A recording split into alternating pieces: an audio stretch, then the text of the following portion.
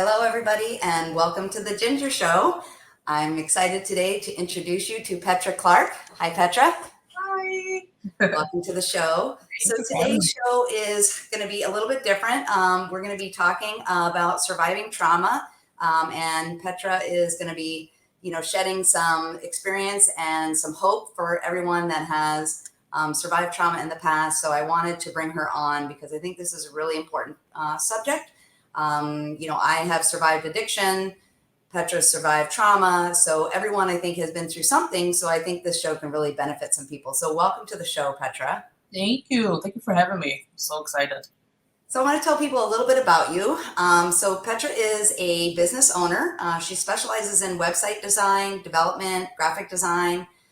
She is a manager for me. So she manages the YML team. She is the social media team manager. So on any given day, she's managing approximately 15 to 20 people. And she also helps me with clients and projects. And she's just a real superstar on my team. So it's such a blessing to have her. And one of the reasons why I wanted to have her on today is because she is a trauma survivor. She is passionate about social connectedness, if I could say that, and advocating to end the stigma on mental health. She has been a national speaker for RAIN. She is credentialed for victims of crimes. She is a philanthropist. I know you've worked with the Cupcake Girls. You've been on the Client Advisory Committee for Signs of Hope, and you are a volunteer for foster kinship. Yep. So you are a busy lady. And so today the topic is going to be thriving after trauma and power of awareness. So we're going to get right into it. And, if you can, Petra, tell us a little bit about your journey of healing from trauma. Sure. So in 2010, I actually felt like a big shift emotionally that I couldn't shake. And I started to go to counseling, and my therapist made the connection for me that my son was actually turning 10 years old. And that was actually the same age that I was when I was placed in foster care. And so even though obviously being placed in foster care for safety reasons, it was the best thing that could have happened to me to get out of that abusive home that I was living in. It was still scary at that age. And so I'm still learning about my triggers, but my son turning 10 years old triggered my own trauma that I had buried deep inside. It came to the surface, and just like they say, if you don't deal with it, it will surface. And so I was in denial for years, thinking that I could just make it go away like I had for many years. And so fast forward to 2011, I actually met my husband, and he was one of the most consistent people in my life, and till this day is. And I felt safe, and I never felt judged. I always felt encouraged to do whatever I needed to do. And so that was a big moment for me. And so the problem is I didn't know at the time what I needed. So the next several years, I was doing a lot of research online, just trying to find what I could find, I guess, for anything that would help me. And it was like a needle in a haystack. I had no idea what I was looking for, but I knew I was on a mission. And I was like, I have to figure this out because it's going to get worse. And so I was desperate to figure out what I could do to help myself. Got it. And is that I would think it is a common theme, but I know you worked with other trauma survivors. Is it a common theme that you kind of try to just forget about it and pretend it never happened? Absolutely. Numbness. We don't even, it is what it is, but you don't know it until you start doing some of the work, and you're like, oh, that's what I've been doing this whole time. So absolutely, numbness. Yep. So what is the process to trauma recovery? Can you give us kind of just an idea of what that looks like and how many years it takes, or is it for life? You know what? My saying is I'm not healed, I'm healing, because it to me is there's no on or off switch. You can't just turn it off and you're just healed. That's what I believe at this moment. It could change as I do more work, but for me, it is a long process. In 2016, I was like I said, I was desperate. I was like losing hope. I decided, since I had taught myself how to build websites, that I would start a personal blog, which was unlockedpain.com.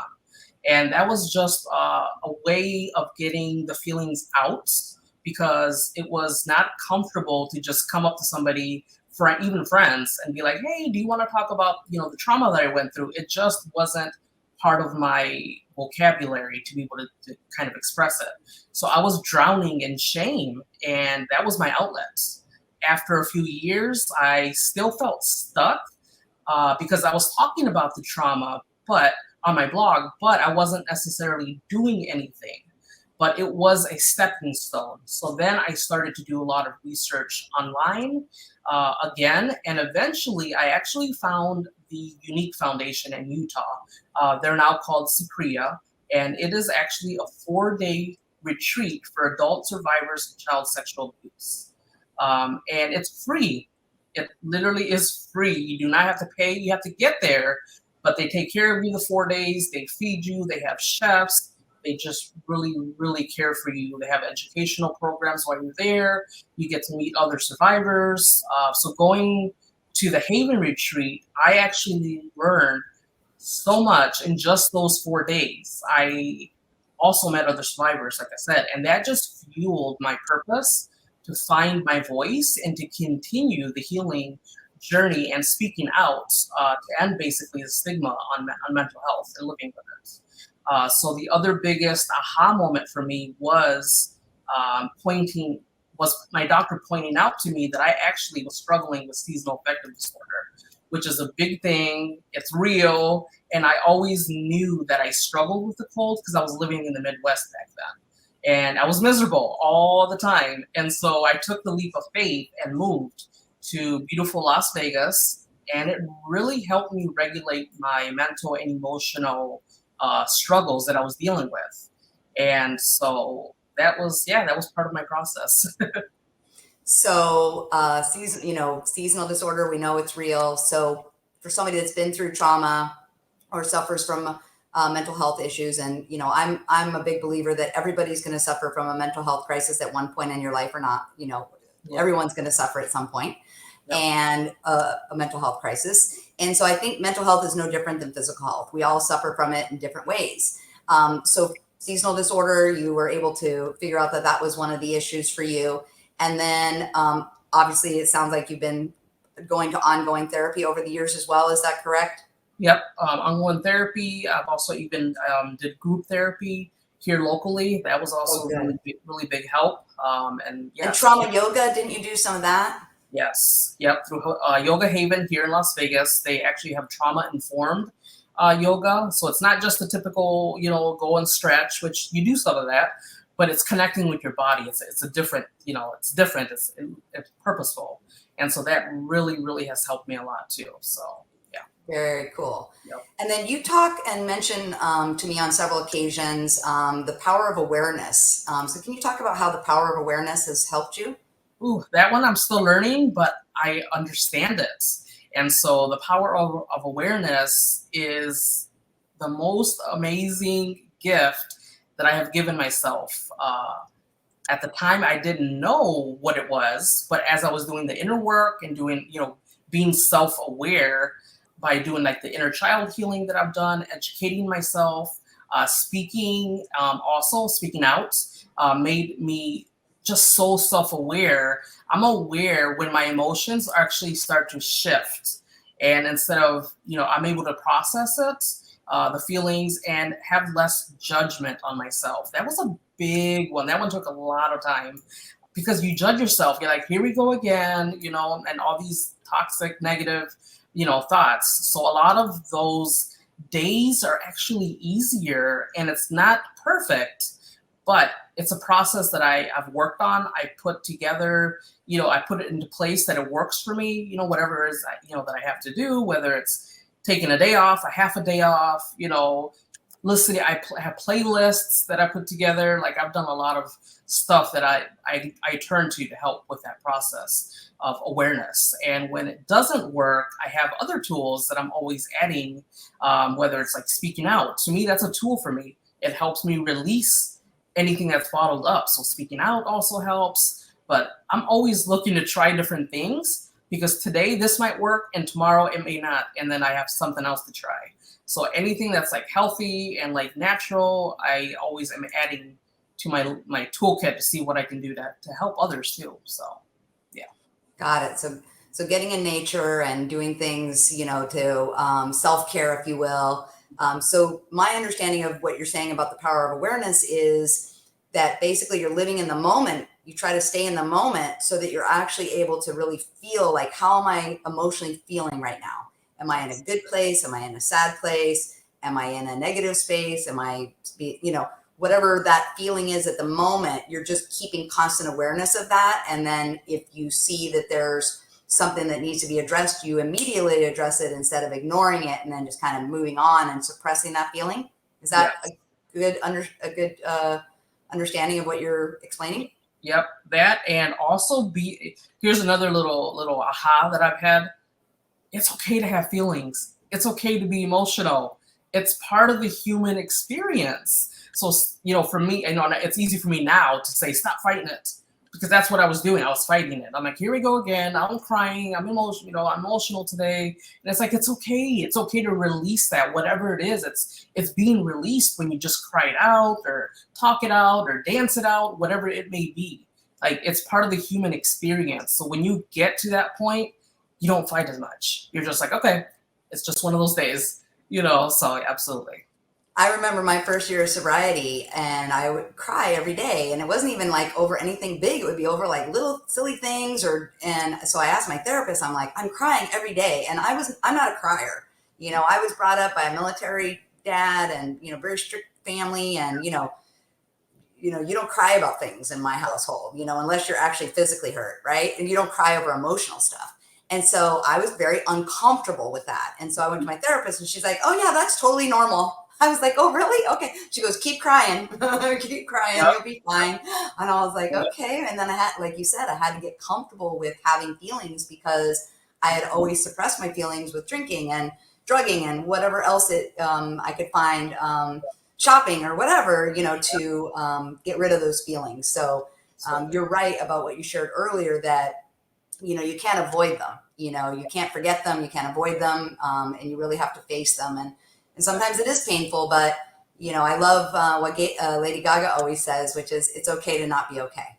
Exactly. I love it. So let's talk. So, I know there's been a long road and a hard process for you, and you had a very difficult childhood, but you're doing really great now. I mean, you have a successful business, you work with me, you're on, you're doing speaking for, at trauma events, you're doing philanthropy. So for people that have struggled or are struggling in their lives with the trauma or the pain from their childhood or even from their adulthood that makes them feel stuck, can you talk a little bit about, how you got from that point to now being successful and thriving in life? I would say, and I said this, I just said this recently, and I wanted to actually share this because I didn't think at the time it was possible. So when trauma happens, your brain and your body disconnect. I actually have an old video that I had, because I used to do a little bit of like video and like recording myself, trying to explain what I was going through.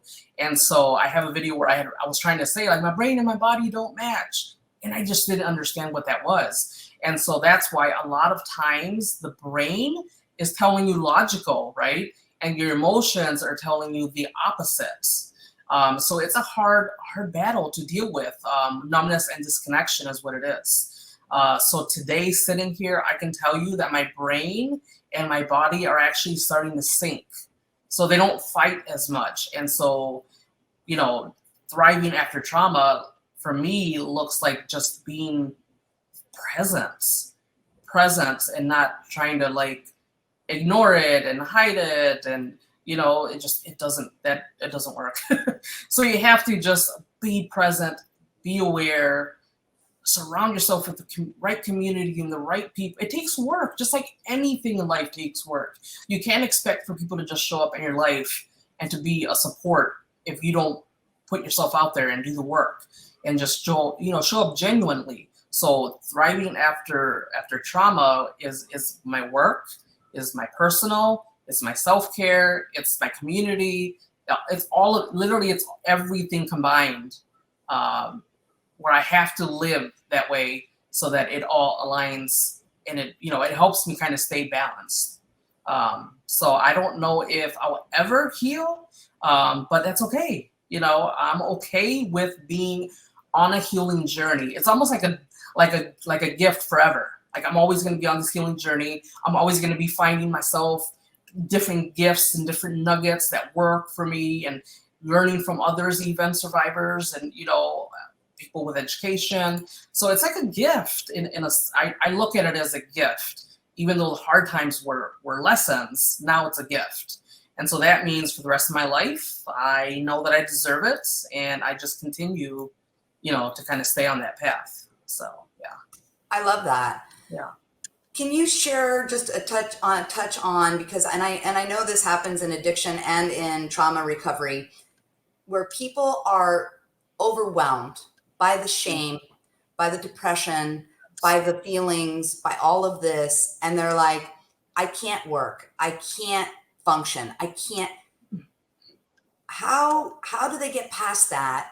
I know for me in addiction, I can speak to it was going to group, going to AA, talking to other people that were also in recovery, Yep. and thriving and working and being able to function and be successful in business really helped Yeah. guide me. But for you, for the person that's suffering from trauma and feels stuck, what advice would you give them? I absolutely would say social connectedness is a big one for me.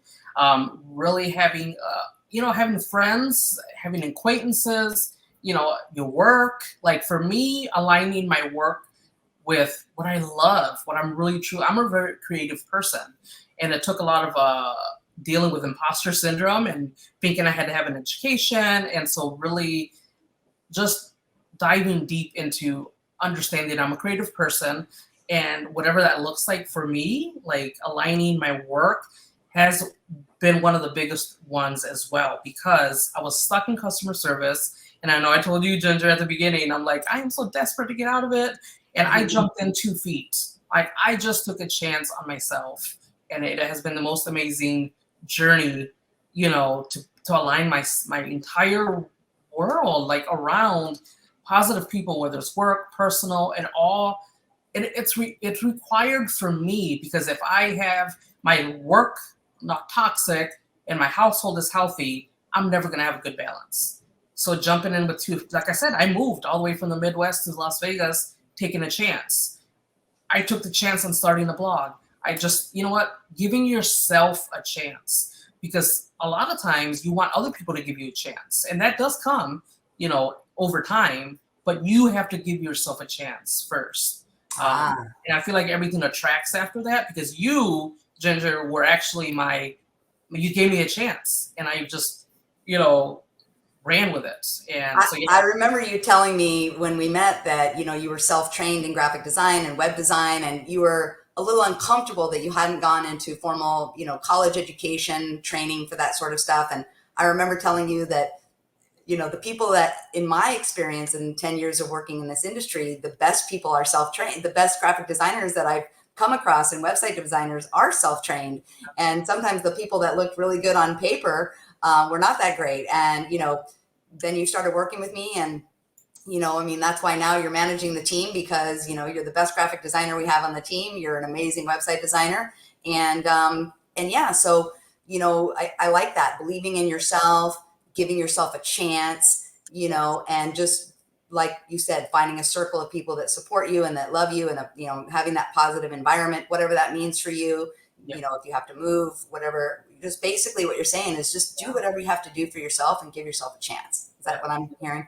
Absolutely. Give yourself a chance. Yeah. Yep. Cool. Well, I always like to kind of wrap up the show with some tips. So if you could give us some tips, if you would. So I always like to get a tip for life, work, and wellness. So if you could give us a little tip on life. Sure. So I would say for life is enjoy the journey, because it truly, truly is a journey.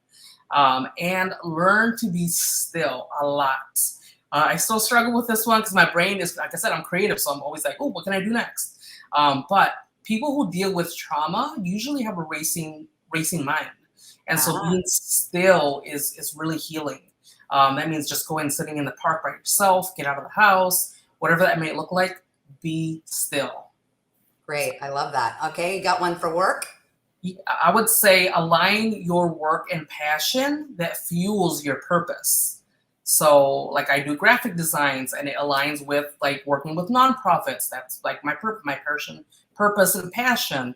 And so, I would say align your work with your purpose. And it's true. You'll never work a day in your life if you do that. You feel like, wow, I'm actually getting paid to do what I love. Like, so yeah, I absolutely. always tell people, find something that you love and try to, find work that aligns with that.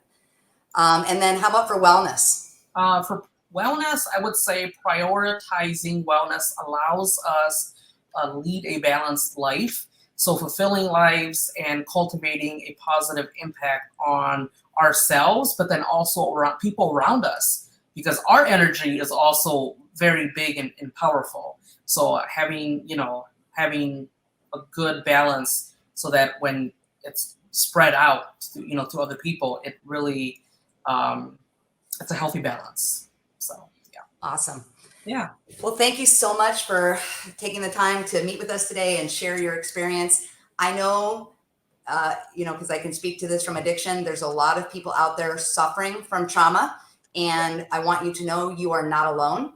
And I'm sure that Petra would second this motion that, you could feel free to reach out to her. So, Petra, can you share with us the best way for people to follow you or reach out to you if they, are on this journey and they need a little guiding light or some, just someone to talk to? Sure. I have Unlock Pain on social media on Facebook. So you just Okay. type in Unlock Pain. It's all one word. You can find my page there, and then my website www.unlockpain.com. I try to update it as much as I can through different journeys and everything. Every time I'm doing something, I've shared some of my I would say trigger warning for my website, because I have shared some stuff on there that could be, a trigger for people. So just, be aware of that before you start reading my story and stuff like that. And then on Instagram, it's actually under my name. So it's petra.clark. Okay, very good. Yeah. Excellent. And then, maybe one day you'll write a book, because, this is the information that you're sharing, and the fact that you are not living in shame, the fact that you are offering a voice, the fact that you are being outspoken is so important. Petra, you know what? We talk about this all the time, and that's why I talk about my addiction recovery all the time, because I want people to know they are not alone. And when you think of what an addict looked like, this is what an addict looks like. Yeah. So don't be so judgmental, have some care and compassion, because, we do recover together. We do recover. Yeah. And, Absolutely.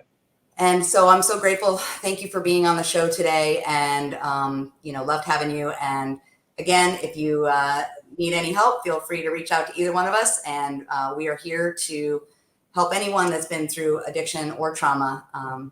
And with that, you have a great day. Thank you. Bye. Bye.